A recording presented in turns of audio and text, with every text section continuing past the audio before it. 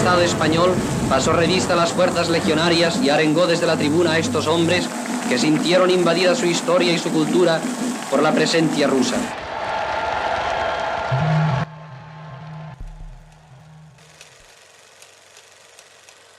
En las familias había gente de distintas ideas, en la misma familia. Que aquí hubo dos bandos. Lo peor que puede pasar en una nación es hermanos contra hermanos, familias enfrentadas.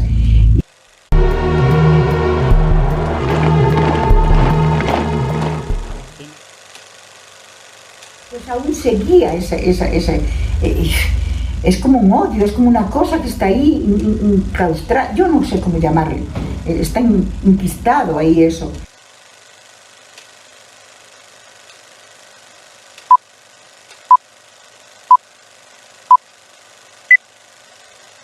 ¿Tu nombre? Carmen Soegas Fernández. ¿Tu año de nacimiento? 1935. ¿Dónde naciste? En Ceuta. Me llamo Modesta, nací en 1943 y aquí se trata de hablar de lo que pasó en la guerra, la posguerra, que es lo más que yo viví. Hola, soy Javier, nací en 1961 y voy a contar más o menos el punto de vista de mis padres, que vivieron mi padre en Murcia, nació en 1921, y de mi madre, que era unos 5 años menor que él, y que vivió en Alicante. Fueron dos zonas republicanas, tanto Cartagena como Alicante, que, bueno, la verdad es que fueron de las últimas zonas republicanas en caer en la guerra. Bueno, soy Ramón Huidobro Vega y pues me han pedido que hable sobre cómo fue la vivencia de mi familia durante la guerra civil y la posguerra. En el caso de la familia de mi madre vivía en Cantabria, son de Santoña, en la provincia en aquel momento era la provincia de Santander, y fue una zona que sí que vivió la guerra directamente. De hecho, pues estuvo en manos del ejército republicano y en manos de los nacionalistas del Partido Nacionalista Vasco. Y en el caso de mi padre, pues mi padre, por razones familiares, mi abuelo era maestro, trabajaba en un pueblo de La Rioja como maestro, un pueblo que se llamaba Zarratón, y bueno, pues cuando estalló la guerra, a mi abuelo le avisaron de que iban a por él, que tenían intención de matarlo. Mi abuelo era católico y, bueno, pues como católico que era, él trataba de enseñarle a sus alumnos pues sus creencias o sus ideologías. Al final él, cuando tiene noticias de que, bueno, pues de que tenían intención de matarlo o de encarcelarlo, pues él pide el traslado como maestro y le ofrecen un traslado en un pueblo de la provincia de La Coruña. El pueblo se llama Villestro, y entonces él hace el traslado con su familia. En aquel momento él tenía 6 hijos. Entonces se vienen a vivir a este pueblo, a Rojos, a Villestro, y además fue muy curioso, ¿no? Porque en el mes pues prácticamente tenían que ultimar las clases. Mi abuelo se vino a Galicia con su familia y le sustituyó un chiquito joven. Bueno, pues fueron a por él, lo confundieron con mi abuelo, lo sacaron de clase y lo mataron en la puerta del colegio.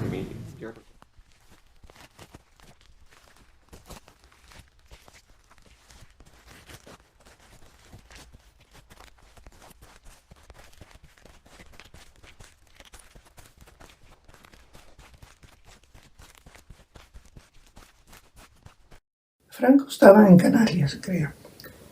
Y muchos compañeros suyos generales no querían que se lanzara eso, porque creían que era una locura o lo que fuera, ¿no? Entonces él se vino a Ceuta, ya tenía todo preparado, porque allí estaban los barcos de guerra, la marina. El ejército tiene 3, tierra, mar y aire. Él tenía que cruzar el estrecho, porque él no tenía... Aquí había gente que estaría de acuerdo con él, pero había gente que no lo seguía. Sí. Y iba, pues eso, cruzó yo de allí con gente del protectorado, con árabes, con todos los voluntarios que quisieron ir, allí fueron. Y ya él pasa. Dicen que estuvo mirando el estrecho desde el Monte Hacho, el paso de tu bisabuelo. Ellos les cogió el principio de la guerra en Málaga, pasando las vacaciones, y allí cuando empezó la guerra y cruzaron el estrecho los de Franco y eso, pues iban llamando a la gente, como tu abuelo era militar, bisabuelo era militar, pues ya se enroló en aquello. Tu abuelo era jefe de fronteras del sur de España. Gibraltar, todo. Jefe de fronteras de toda España. Y entonces ellos tenían su residencia allí, Algeciras, la línea, su residencia. Cuando mi padre decidió marcharse voluntario a la guerra, él y otros hermanos, no todos, es que ya empezó a ver lo que iba a pasar en el pueblo. Todos los problemas que iba a haber, que los hubo y muy graves. Y él, como vio y no quería verse en esa, porque iba a haber mucho, y lo hubo. Entonces él cogió y se marchó voluntario a la guerra. Que incluso en el álbum que está ahí una cosa que le ponen conforme él fue a la guerra y tal, voluntario. Bueno, pues ahí empezó, y después en el pueblo sí que se dieron cosas, y muy duras. Yo cuento una parte que me tocó a mí vivir, que es la posguerra, pero yo escuchaba a mi madre y a mi padre lo que ellos vivieron.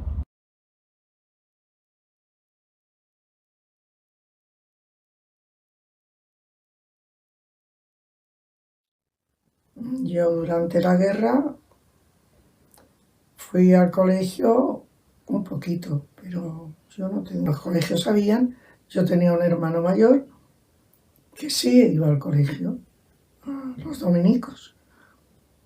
Y yo empecé, como era pequeña, tardé más en ir al colegio, porque no era así muy... Me enseñaban en casa las primeras cosas, pero mi hermano sí. Sí, la escuela para mí, qué importante era la escuela para mí. Yo lloraba porque no me podía ir a la escuela, porque mi madre trabajaba muchas horas en Masó, y pues aquello era tremendo. Iban a las 8 de la mañana, a veces llegaban a casa a la 1 y había que hacer una comida. Entonces me decía mi madre, no puedes ir a la escuela, filliña, porque tienes que poner la comida al fuego. Ella me dejaba la comidita y todo, yo la ponía para cuando ella llegara y pudiera darnos la comida. Y mis hermanos sí que podían ir a la escuela. Eso es lo que yo, a partir de mi vida, de mis años, vi que era una discriminación hacia la mujer terrible. Yo no podía ir, porque no podía ser que mi hermano perdiera hoy, mi otro hermano perdiera mañana y yo pasado mañana. Cada uno un día para ayudar a mi madre, pero que no fuera solo la chica, pues era yo siempre la que no iba a la escuela. Y yo, es que sufrí mucho por eso. Yo quería ir a la escuela y no podía ir. Yo hice mi bachillerato y resulta que yo me iba a ir a estudiar a Granada. Hice la reválida, todo bien. Pero resulta que mi mamá dijo que no, que ya el niño estaba afuera y que la niña no se iba. Bueno, pues nada, las cosas más así, más... Yo lo que más recuerdo y mejor para mí fue que pude darle estudios a mis hijos. Y yo quería que el hijo fuera igual que las hijas y las hijas igual que el hijo, porque yo no lo pude hacer. Yo no culpo a mi madre y a mi padre porque no podían. Y ahí me emociono mucho porque lo pasé tan mal de no poder ir a la escuela. Para mí fue lo peor de mi vida. Porque a mí me decían siempre que era lista, que tenía una inteligencia natural, que podía salir adelante, que podía hacer muchas cosas, pero no pude hacer nada. Entonces yo quería que mis hijos y mis hijas y mi hijo tuvieran esa oportunidad. Y yo estaba ahí.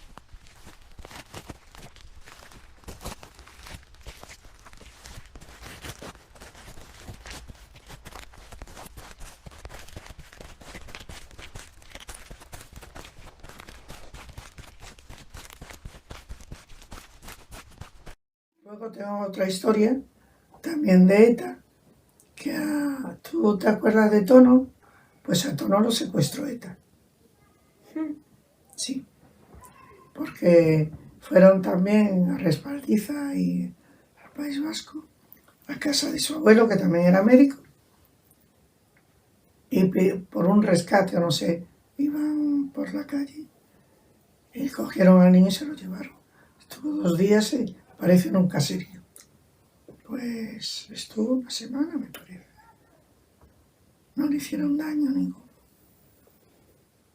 Las heridas se vieron que no. Pero eso era, creo que pidiendo un rescate al abuelo. Y el otro, José María Picatoste, se lo mató ETA, pero que lo confundió con alguien. No iban a por él. Se lo confundieron y lo mataron. También en una zona de Navarra, no sé dónde decirte. La ETA, lo que sí creo, y eso sí que te puedo contar algo más, porque mi padre era militar de la Marina, era capitán de navío. En el final del franquismo y el principio de nuestra democracia, hubo una campaña de atentados salvajes, ¿sabes? Salvajes. Pero pusieron coches bombas a un autobús de guardias civiles en Madrid y mataban almirantes y oficiales de marina y de cualquier ejército. Del aire no mataron muchos, pero de la marina y del ejército de tierra mataron muchísimos oficiales, muchísimos policías. Eso fue una lacra terrible, terrible también. Y lo mismo, ideología política, cerrazón. O sea que realmente es un poco más de lo mismo, es cerrazón y imponer las ideas propias por las armas y por la fuerza.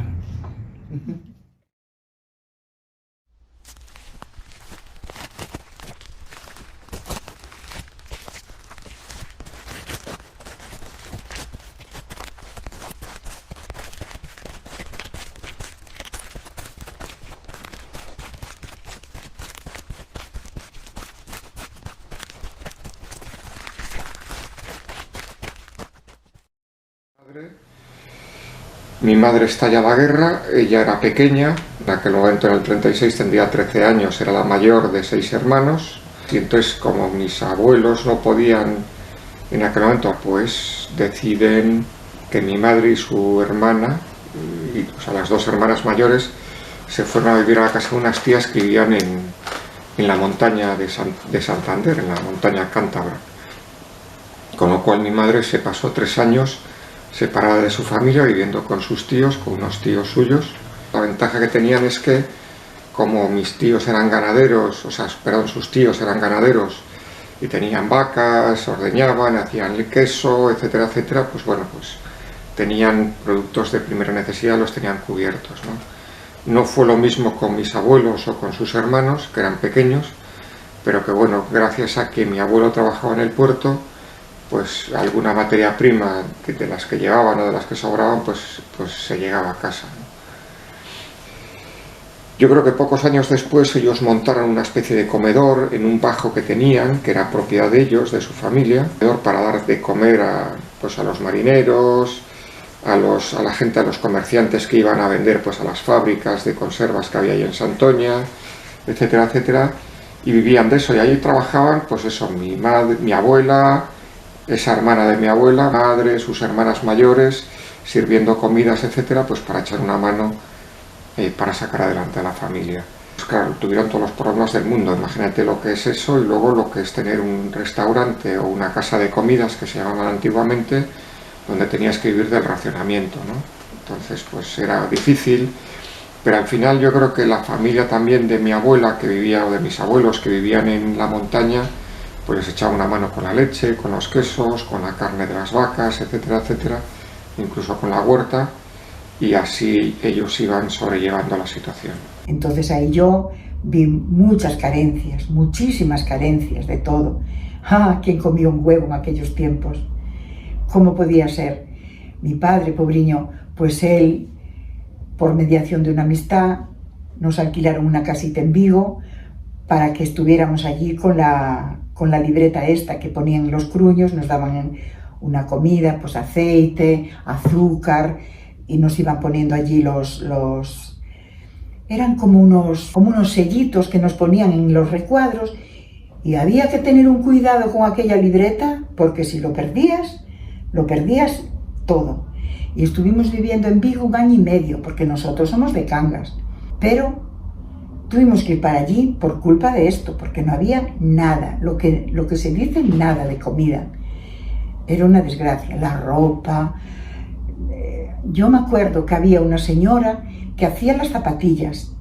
Tú le llevabas la goma de abajo y había que aprovechar la goma que era de la otra zapatilla vieja, y buscabas una tela, buscabas algo, y ella lo hacía, que te hacía las zapatillas otra vez para volver a ir calzado, porque mucha gente iba descalzo. Veías unos poquitos calzados y muchos niños descalzos. Esa fue la posguerra. Muy triste, pero muy triste.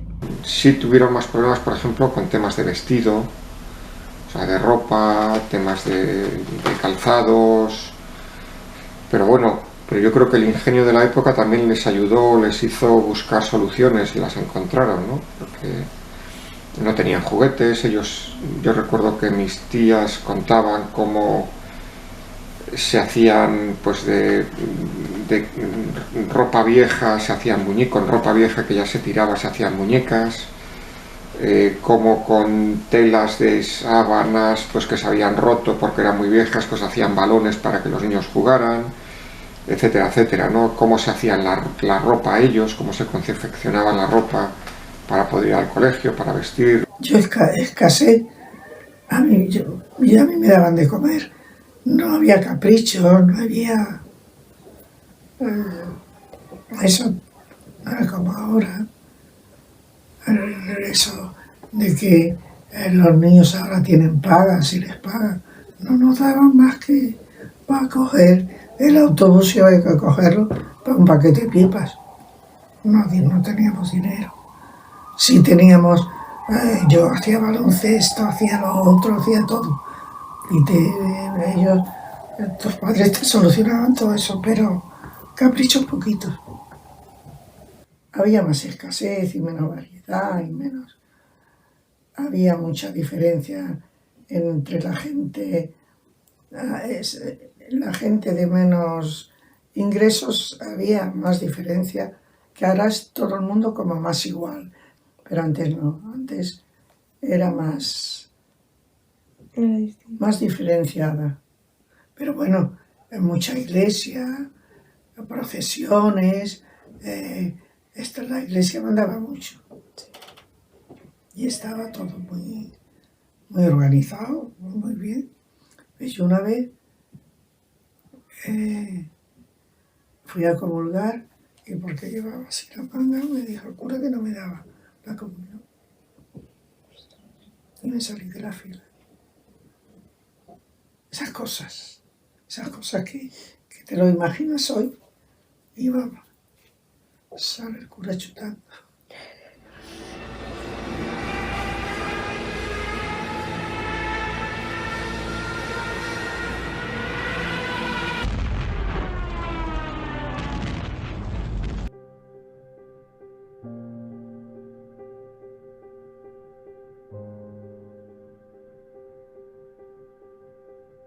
Que mi madre tenía menos años, ¿sabes? Recuerda los bombardeos. Mi madre recordaba los bombardeos que Alicante la plancharon. Por ejemplo, hay otra cosa buena de estas historias, ¿ves? Cuando empieza la guerra, la Falange Española, que era un partido muy, muy derechista, muy fascista, vamos hablando claramente, tenía un líder que se llamaba José Antonio Primo de Rivera. O sea, que era un peso importante para la política fascista, digamos, ¿no? Bueno, pues este José Antonio Primo de Rivera estuvo detenido en la cárcel de Alicante y lo fusilaron allí. Y entonces mi madre contaba que la ejecución de este hombre vino seguida De un bombardeo de Alicante, pero oleadas de aviones tirando bombas, tirando bombas, tirando bombas, tirando bombas, y así no sé cuántos días, sobre la población civil, no solo sobre los objetivos militares, pero la respuesta es planchar la ciudad entera, que de hecho mi bisabuelo, si no recuerdo mal, sé que murió en un bombardeo, no sé si fue en esas fechas o en otras, pero vamos, que la ciudad la plancharon, ¿sabes? Es decir, las salvajadas de la guerra, ¿no? ¿Sabes? Sé porque me contaron ¿Y cuál que es? en un bombardeo yo iba en brazos de mi madre, que iban a un refugio, no sé, y un trozo de metralla me cayó en la cabeza y me dejó calva. Calva ese trozo. Y luego entonces me cortaron todo el pelito, todo, para que naciera nuevo aquello, y nació y En nada cualquier más. caso, yo creo que la guerra no fue positiva para nadie. Yo creo que la guerra nadie la quería, pero fue fruto de la inconsciencia de los dos bandos, que no se dieron cuenta de que estaban jugando con la gente. Estábamos muy heridos y muy mal. Ya. Poquito a poco, que ya ibas al supermercado, ya tenías de todo, ya empezábamos, pero se tardó aún bastante. Se tardó aún bastante. Yo recuerdo que aún había muchas carencias durante muchos años. No fue fácil. Lo que hubo es un periodo muy compulsivo, de muchos enfrentamientos políticos entre las izquierdas y las derechas, y bueno, una gran exacerbación política, en el sentido que había grandes manifestaciones, debido a que en una sociedad muy desigual, había una gente muy rica, mucha gente bastante pobre, que vivía con lo mínimo, porque la clase media prácticamente todavía no era una situación parecida a la que tenemos ahora, ¿no? Que es una clase extensa.